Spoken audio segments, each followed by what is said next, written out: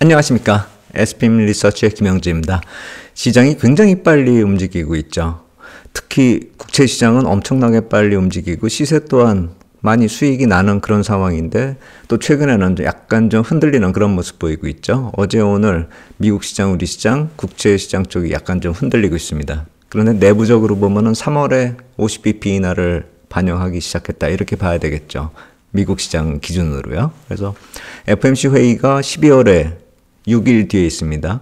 6일 뒤에 FOMC 회의 12월께 있고 그리고 이제 1월에 있고 3월에 있고 그런데 내년 1월까지도 금리 동결은 거의 확정적이다 이렇게 볼 수가 있거든요. 그렇다면 3월에 50bp나 이것이 뭐 확률이 높진 않기 때문에 최소한 25bp 그리고 시장이 빨리 내려가고 있는 모습은 이제 50bp 인하를 시장이 어느 정도 반영하기 시작했다 이렇게 보시면 될 것 같아요. 최근에 이슈들이 많아서 오늘은 이 국채 시장 한번 점검하고 그리고 다음에 내일 정도께 GSCPI 이 지표가 나왔거든요. 근데 이제 수치 오류가 났다 해서 지난번 거를 많이 수정을 했어요. 그래서 이제 이 내려가던 그런 인플레이션 지표가 좀 꺾어져서 다시 올라오는 그런 모습이에요. 그렇기 때문에 악재로 볼 수도 있는데 제가 봤을 때는 악재이기보다는 해석을 해보면은 호재일 수 있는 그런 재료다 이렇게 생각이 되고 또 미국 국채하고요. 이 골드하고 비트코인 이게 다 제각각 지금 움직이고 있잖아요. 자산시장 상관관계 이 패러다임 시프트가 나타나고 있다 이렇게 생각이 돼요.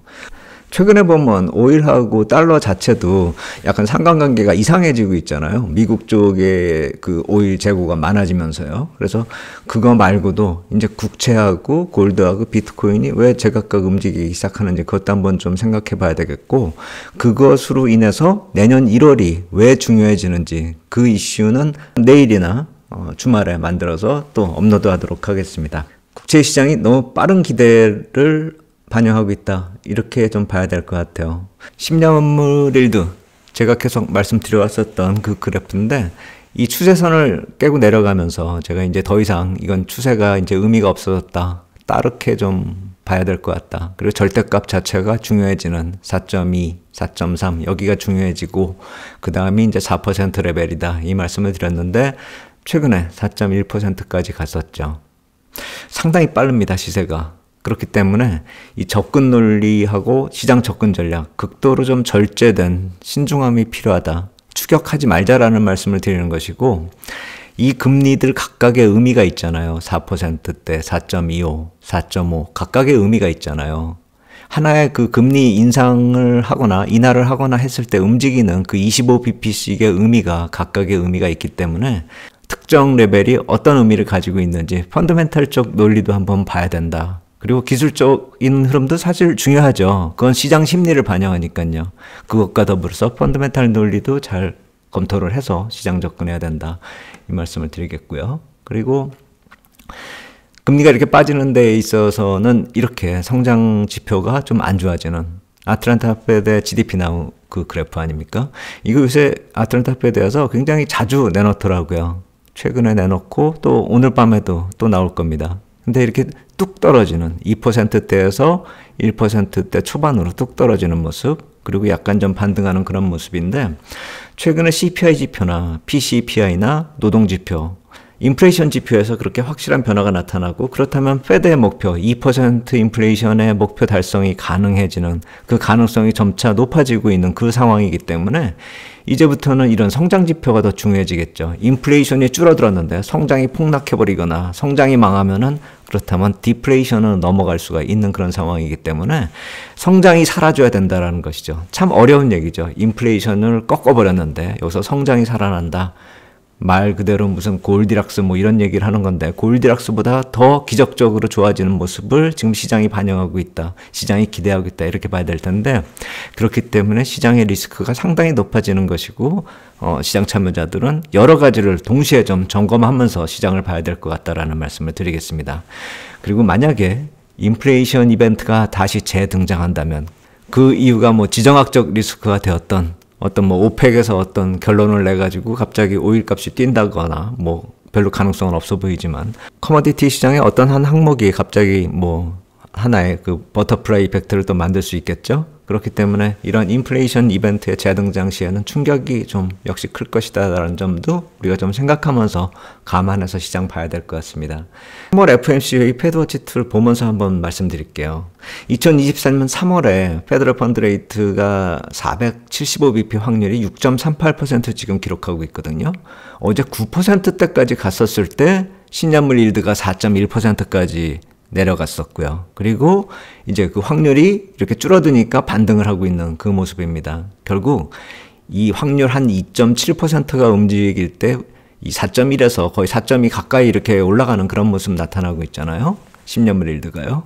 얼마만큼 확률이 변할 때 얼마만큼 일드가 변하는지 이것도 우리가 좀 감안해서 좀 봐야 될 것 같아요. 그리고 80bp하고 100bp 정도 선행해서 움직인다. 이걸 감안한다라고 한다면 이 확률이 높아질 경우에 그러니까 475bp 확률이 점차 높아진다라고 한다면 10년물 일드가 3.75%를 시도할 가능성이 점점 커진다. 4% 하향해가지고 그렇게 볼 필요가 있는 것이죠.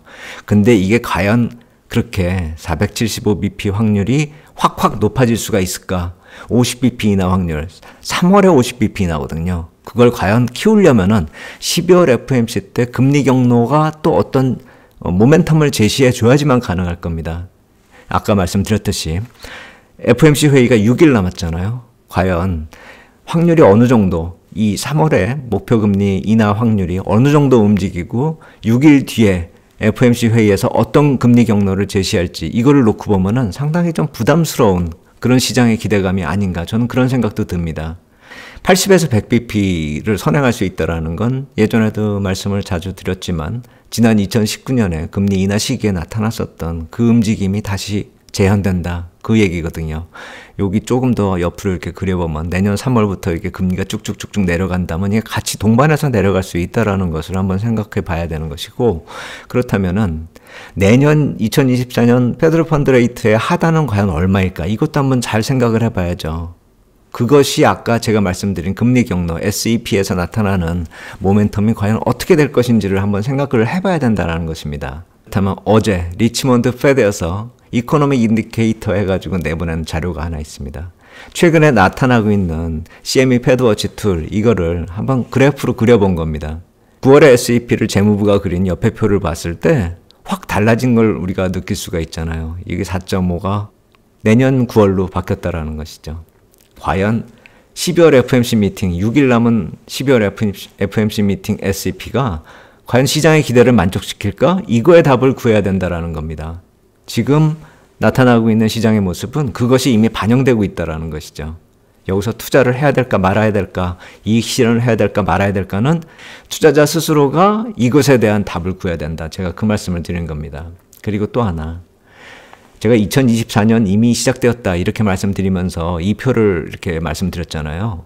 방금 전에도 금리, 내년 금리가 벌써 지금 시장에 빠르게 반영이 되고 있듯이 그래서 제가 2024년은 이미 시작되었다 이렇게 말씀드리면서 내년 1월의 중요성을 말씀을 드리는 거죠. 그리고 초반에 아까 말씀을 드렸듯이 국채나 금이나 비트코인이 왜 움직이고 있고 그것이 1월의 중요성이 왜 반영이 되고 있는 것인가에 대해서 제가 또 자료를 만들고 있는데 이 2024년 자본조달 계획 그것과 연관이 있는 것이죠.